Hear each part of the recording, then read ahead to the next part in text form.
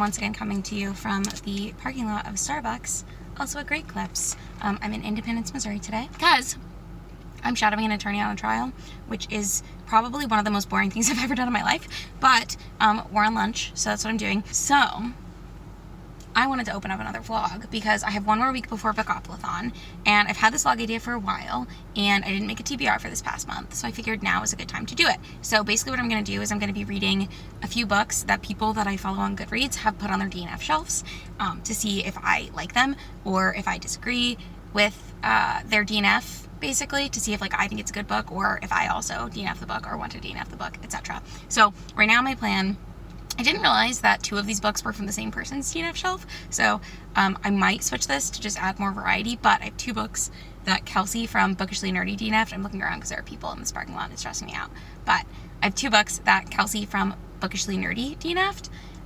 One of them is 1,000 Beginnings and Endings, which, if you recall, I've had on a TBR before and I didn't get to, but it's basically a collection of short stories that are retellings of Asian-inspired mythological tales. I've actually already started that one, so I will talk about that in a second. The other one that Kelsey from Bookishly Nerdy DNF'd that I'm really interested in reading is called After Alice by, I believe, Gregory Maguire, and I'm trying to move to the side so I can put the pictures here, but I'm not the best at remembering to do that. That book, I think, is kind of like his Wicked series, which is about the Wizard of Oz, and then they made a really famous musical based on that. Which I haven't read that either, and I've been wanting to read that forever. After Alice, I think, is kind of like the same thing, but with Alice in Wonderland. I don't know if it's about Alice or about Wonderland, but I've heard it's mostly about the real world, so I'm wondering if... I've also heard it follows, Alice's sister a lot. So we'll see how I feel about that, but that's the other book that Kelsey from Bookishly Nerdy DNF'd. It's pretty short, it's under 300 pages. Hopefully I will like that. By the way, if you're wondering what my Starbucks order is, it's a nice dirty chai with 2 shots. Really keeps me going. But the other book that I'm planning on reading is a book that I own, which is exciting for me because if you have been here for a minute, then you know that I'm trying to read through my own TBR. But it's Hamnet by Maggie O'Farrell, which I believe was nominated for the Women's Prize for Fiction in 2020, maybe? 2019, 2020, 2021, one of those years. But this basically follows Shakespeare's son, Hamnet, and he dies in a village, I think. I don't really know that much more about it, but it's historical fiction, and Gavin from How to Train Your Gavin DNF'd that book. So, I don't know. Historical fiction is very hit or miss for me, especially about time periods that I don't know a whole lot about, because it depends on how in-depth the person who is telling the story goes with it. I know a lot of people love those books. God, who were they even about? It was about Anne Boleyn, but it was from the perspective of Thomas something or other, who is famous if you're British, but if you're not British, you don't know who he is, basically. That was my understanding of that book from other people that I've heard talk about it. I'm not British, obviously, and so I had no idea who that man was. And then I was trying to read about this very detailed story of his life, and I'm sure if I was familiar with any of it, it would have made more sense, but you had to be familiar with it to really get what was going on. Which is not to say that I think that all historicals based on real people are hard to follow if I don't know the real people's stories, because I really there's some historical fantasy book, so I know that it's not actually historical fiction, but it's about Mozart's sister. What is that book called? 2 hours later. Kingdom of Back by Marie Lu. I know I would remember it. I really liked that book. I thought it was really enjoyable to read. Obviously, it's about Mozart and his sister as children, and then how their lives differ, and then they have this magical kingdom, and it's what Mozart based his things on. Not really, I don't think, but that's what the book basically purports. So, I did enjoy that book, and I don't know that much about Mozart and his sister and their childhood, except for that I know who Mozart is, so maybe that's why it's better. I don't know. But I know who Shakespeare is, so maybe I'll be excited to read about his family, but I don't know. So those are the 3 books that I'm going to read for this vlog. Sorry, this is such a long intro. I wanted to tell you a little bit about the one that I've started already, which is 1,000 Beginnings and Endings. I've listened to the first 2 stories. The first one I thought was fine. The second one I actually enjoyed. The first story is a folk tale from the Philippines that has a bunch of different iterations, but it's about this mountain who's personified as a person, but it's the mountain personified. She's not a person, but she's also not a goddess, and it's about her falling in love, and then she loses her heart to this man, and I can't remember what the moral at the end of the story was, but there was a moral, and apparently there's a bunch of different iterations. Sometimes the man betrays her, and sometimes all of mankind attacks the man, And what I really enjoyed so far about both of these stories is I liked listening to the author of the individual story explain why that's the story they chose to tell and how it's relevant to them and their family and their culture. The second story, the one that I really liked, was based on a Chinese ghost festival, but it was set in Arizona. And it was about this girl who was like the third generation of these like exorcists, but they don't like actually exorcise the ghosts. They go to this ghost town in Arizona once a year, I think, and they feed all the ghosts, because apparently a lot of the reason that ghosts stick around, according to this myth, is that, or according to this like folk tale thing, is that they like food calms and soothes their soul, which actually makes a lot of sense when you think about the way that like I don't know, the importance of food in like other cultures, especially like, I mean, obviously this is a Chinese thing, so like in Chinese culture, like food is really important in the way that they like interact with like family. Like there are different dishes that mean things to families in a way that I feel like American culture and like Western culture, if you will, doesn't necessarily have the same way. At least like for my family, like, we like food, but there's not like, most things don't have that strong of a meaning. Like we've got turkey on Thanksgiving, if you want to think about that. For me, it's the green bean casserole on Thanksgiving.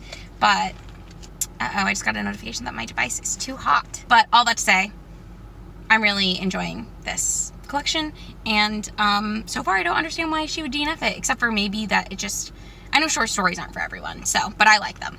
So anyways, I'm gonna continue on with my drink. I have to go back to court in about 30 minutes, so I'm just gonna sit here and probably read for a little bit, and then I'll let you know what I've read when I get home tonight. He is big now. Oh my god, I've been. He is the cutest. He is a Shiba Inu, and he is my baby. It's about joining the fight, absolutely. Absolutely. Hello. Sorry, I am just over halfway in Hamnet, and I'm actually really, really liking this book. I didn't know how I was going to feel about it because, like I mentioned, I don't always love historical fiction, especially when it's based really, like, firmly in a real person. But I'm really liking this book. It's kind of told in multiple perspectives, or I guess multiple timelines. So we have the timeline that's like current timeline, which is when the kids are sick with the plague, the Black Death. And then we have like the history of Hamlet's mother and father getting together. And it's very funny because I know that it's supposed to be like William Shakespeare is the father, but they don't name him. So that's really interesting to, I guess, watch play out. But yeah, I'm really liking it. It's really beautifully written. It also has almost a like fantastical element to it because Agnes, who is Hamlet's mother and Shakespeare's wife, she has this ability to like, she's like really in touch with the afterlife, and she's really good with like herbal medicines and stuff. It's almost implied that she's kind of like a witch, which is really interesting. I don't know how factual that is, but I'm enjoying that part of the story, I guess. So I'm gonna keep reading and I will let you know when I have another update. I just wanted to let you know that I am just over halfway through with this, and I'm really, really liking it so far. I'm loving the way it's written. I'm loving the like direction that the story is taking, and I'm really liking the fact that we're getting some sort of build-up rather than just getting the current day, if that makes sense. But yeah, I'm liking it a lot so far. I also really like that the focus is on Agnes. I didn't realize that this book was going to be about Agnes because of the name of the book. I sort of assumed it was going to be about Hamnet, but it's not. It's about Hamnet's mother, primarily, or that's what it seems to be about, at least up to this point, and I'm really liking that angle. So I'll let you know when I have another update on this.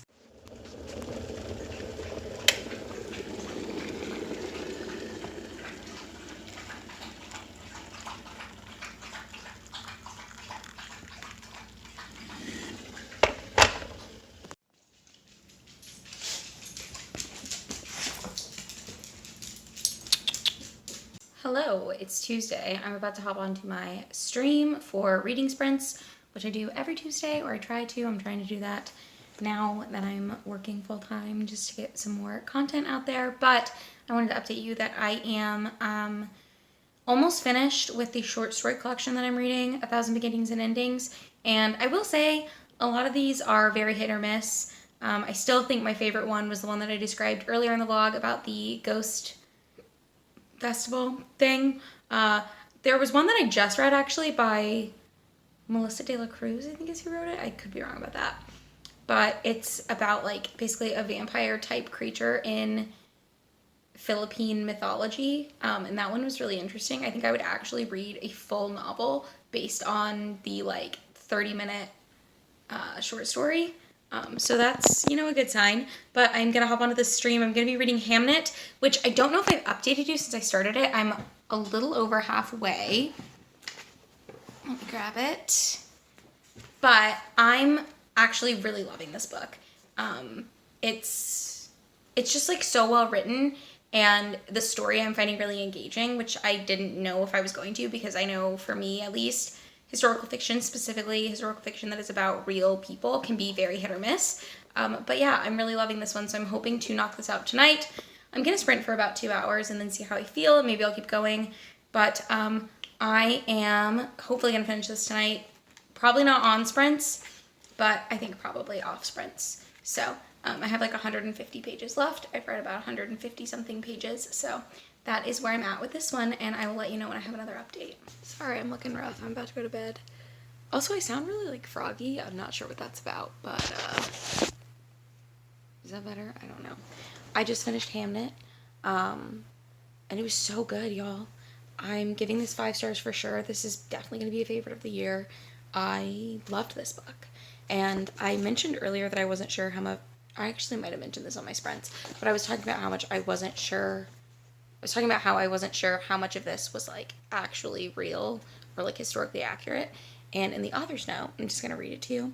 It says, "This is a work of fiction inspired by the short life of a boy who died in Stratford, Warwickshire, in the summer of 1596. I have tried where possible to stick in the scant historical facts about the real Hamnet and his family, but a few details have been altered or elided over." I don't know what elided means. I'm not that smart. Okay. She mentions that most people know the mother is Anne, which I think I've also said, but apparently in her father's will, she was named Agnes. So the author went in that direction. And then we don't know if Joan, who is Agnes's stepmother in the book, is her stepmother or her real mother, but she went with stepmother for the book. And she says there is little evidence to support or discredit either theory. And then Hamnet's sole surviving paternal aunt was not called Eliza, which is what her name is in the book, but was Joan, which is the same as the stepmother. And so because she didn't want to double up on names for a novel, she changed the name. And they're also not sure if the kids and Agnes lived in the same house as Shakespeare's parents, or if they lived on a house adjoining the property. So in the book, they live like in an adjoining house. But I thought that was really interesting that she put all that in there. So, yes, I definitely recommend this book. Obviously, it's not going to be for everyone, but it's like so lyrically written, such a touching story. If you watch my sprints, I'm literally crying in the last sprint for like 20 minutes. Because you know, obviously, the opener is that like in 1596, a boy named Hamnet died. 4 years later, his father wrote a play called Hamlet. It's like the premise of the story, but it really did make me really emotional. I'm really upset. I love a book that deals with grief. I don't know what it is. Something about it is so, like, not pleasant to read about, but there's something, is it cathartic? Is that what it is? Like, I get my cries out hearing other people talk about, like, complex emotions. I don't know what that is, but I love it. So, if you can hear my dog snoring, it's because he's trying to get me to go to bed. So I think I am going to go to bed. But hopefully I will finish the other 2 books I'm supposed to be reading for this vlog. I did start After Alice today. I don't know if I've mentioned that. I'm not super hooked by the writing style so far. I feel like it's trying to mimic Lewis Carroll's writing style. That's who wrote Alice in Wonderland, I'm pretty sure. Don't quote me on that, but I'm pretty sure that's who it is. And I did read that book, and I DNF'd that book when I tried to read it when I was in like 8th grade. So, I don't know. It's less than 300 pages. I'm hoping I can knock out a good portion of it tomorrow. I usually try to read for a little bit when I first wake up, and then I try to read on my lunch break. So we'll see. I'm also hopefully going to listen to the last of the audiobook that I'm listening to, because I only have like an hour and a half left. So, hopefully this vlog should be finished tomorrow so that I can start Bookathon on Thursday. But those are my updates. I'm going to go to bed. Good night. Hello. I have just finished 1,000 Beginnings and Endings, and I think I'm gonna give it 3 stars. Some of the stories were pretty good. There weren't any that I thought were like bad, but there were several that I just didn't think really worked as short stories.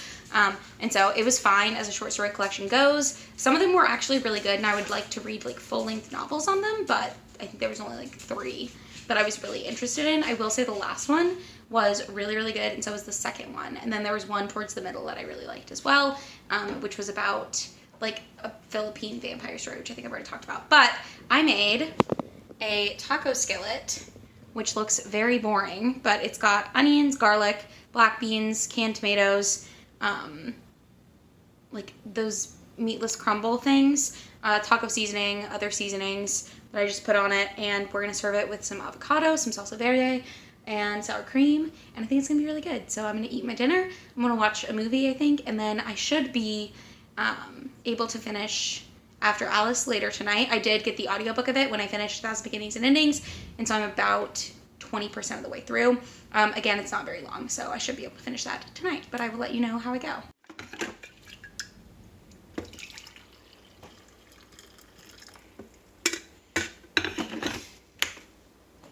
Good morning. It is Thursday. I am about to leave for work, but I just wanted to let you know that this morning I finished After Alice. Today might be the day you're seeing this video. I haven't decided. It depends on how long it takes me to upload it. But Matt and I are about to go to a coffee shop to hang out for a little bit before I go to work. So I sound a little froggy because I'm barely awake right now. But I did just want to let you know that I finished After Alice, and I am very conflicted on how I feel about it because I didn't think it was like a bad reading experience. I did switch to the audiobook, which kind of helped and then kind of made it worse, I will say, because the accents used. So this basically follows 3 children rather than just Alice. And it actually primarily doesn't follow Alice. So it follows Ada, who's one of Alice's friends, who has a rheumatism, so she's disabled, and she falls into Wonderland. It follows Lydia, Alice's older sister, in London or Oxford or wherever they are trying to look for her. I think it's Oxford, but it might be London. I'm really not sure. Sorry. And then it follows this guy, Siam, who is a former slave boy that Darwin brings with him because Darwin's companion freed this boy, and they bring him with them from the United States to England. Unclear why. We don't really get a whole lot of that storyline, but apparently Darwin is going to talk to Mr. Cloud, who is Alice's father, and that's why they're part of the story. So it primarily follows the children, like I said. But Siam is like kind of a small part of it. But it does, because of his presence, it does talk a little bit about like race and how, like, satirizes how England dealt with race versus America dealing with race, which was interesting, but also like not enough was done with it for it to really be impactful for me. I don't know. I think this book is gonna get 3 stars for me. I do, again, like there were parts of it that I actually enjoyed reading, but overall it didn't feel like it had like a plot or a narrative or anything was happening outside of the original story of Alice in Wonderland, which again is just not a story that I personally love. I do understand why people like it for its like whimsy and oddity, but the same whimsy that's in that book, in that film actually, was in this book, and I just don't think that there was very much added to it. So that's gonna be it for this vlog. Thank you so much for watching it. If you got to this point, leave me a rabbit emoji down below for the white rabbit. And let me know if you've read any of these books and how you felt about them. So for the reverse taste test thing that I've been doing, I honestly feel like Kelsey at Bookishly Nerdy, because 2 of the books were books that she had DNF'd. I honestly think that she DNFs books that I also feel indifferent about, so maybe it would be good to start DNFing books that I don't care about. But Gavin DNF'd Hamnet, and it's one of my favorite books of the year so far. So this has been a fun little experiment. Let me know if you want me to do a video like this again, and I would love to do it. But that's going to be it for me, and I will see you in my next video. Bye!